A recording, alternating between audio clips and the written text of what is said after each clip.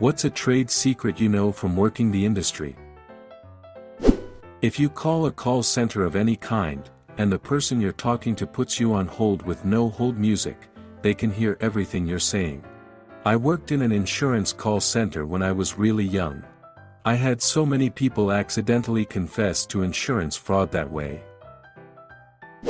When you shop at Walmart, do you sometimes hear the announcement saying security cameras to zone 6, or another number?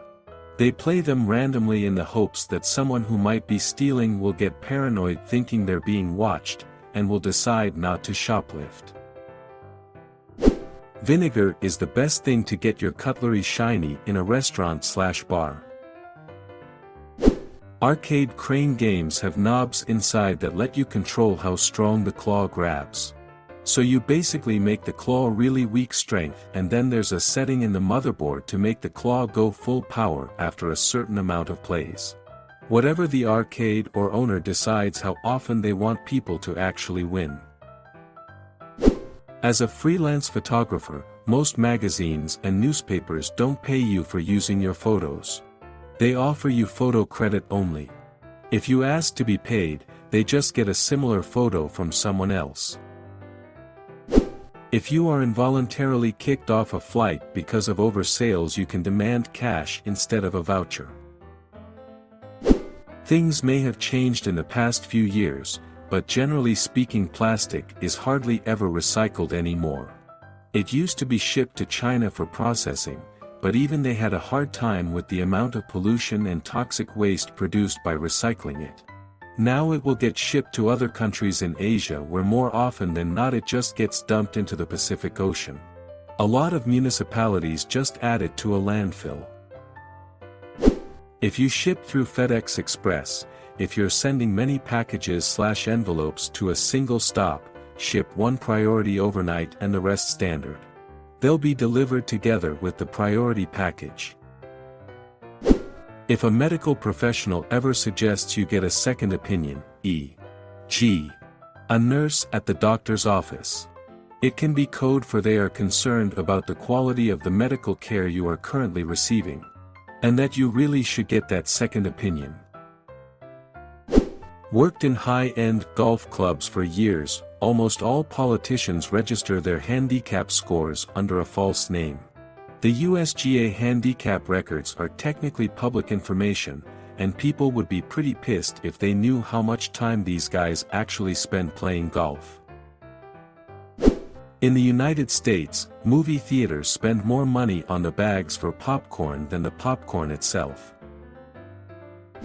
Attorneys can really only remember the details of about 20 to 40 cases at a time, so if you call your attorney after about a month or two, depending on the firm and how busy they are, they likely completely forgot what happened to you, and are working off a set of notes to pretend they have any clue who you are.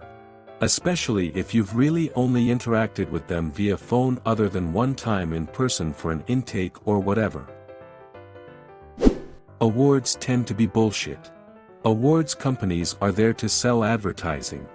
They make up awards, offer winning titles to businesses, then charge them to include their name in their literature.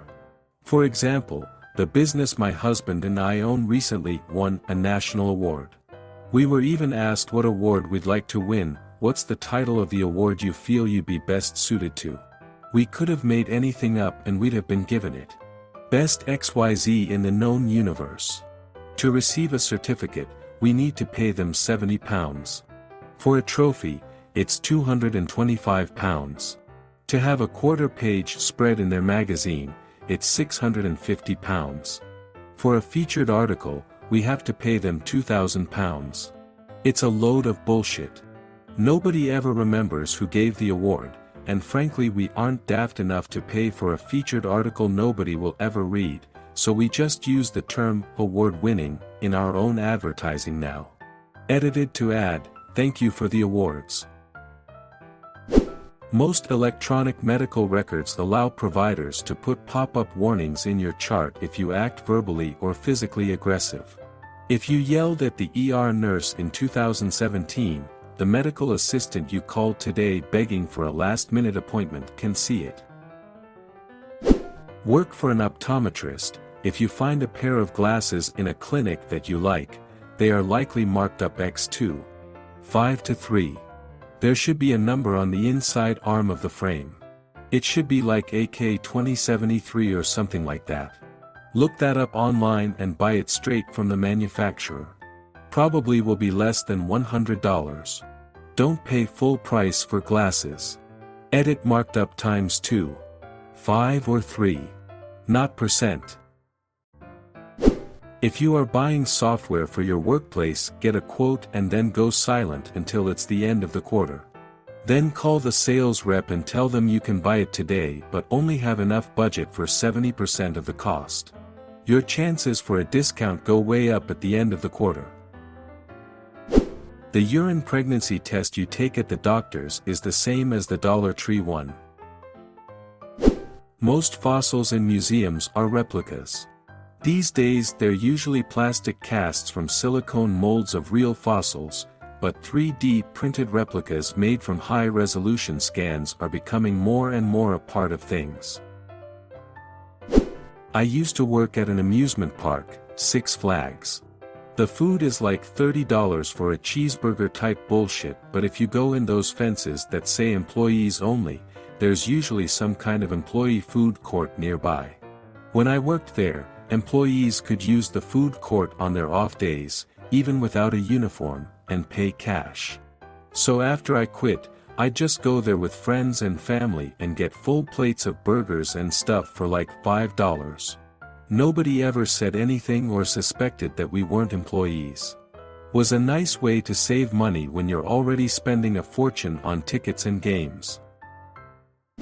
Pest control, for the most part, like 98%, is a scam.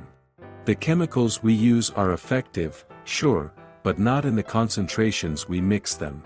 That doesn't apply to organic chemicals, which are completely useless. Clove oil doesn't kill bugs, neither does peppermint oil. It just smells. You want to know the most effective chemical we use? Orthoboric acid. For those of you that don't know, it's borax.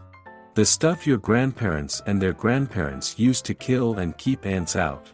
Save your money, go to your local store and buy borax, follow the instructions. Don't fucking eat it. Enjoy. That coffin you paid £3,000 to burn your mum in, well, we can legally sell it another 3 times and you get cremated in a cardboard box.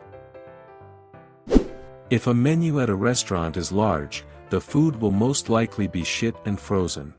Look for more compact flowing menus. If your IT guy sounds annoyed, there's a good chance it's because he spent way too much time fighting with management telling them not to do the thing that caused your problem. Used to work for a famous energy drink company. One that claims their product works for 5 hours. Anyway, most of the proprietary energy ingredients included in the shots are in such small quantities that they're completely useless. The only ingredient capable of doing anything is the caffeine. The others were sometimes less than 1% of the dose needed to have any effect.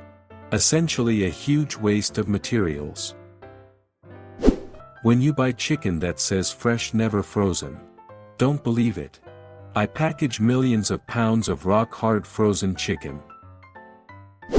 Certain soft drinks companies will have their bosses accidentally meet each other at private clubs where they would negotiate unofficially prices they would sell their products at each quarter. Each company would take turns pricing below their competitors in order to make a profit while making it look like there's actual market competition.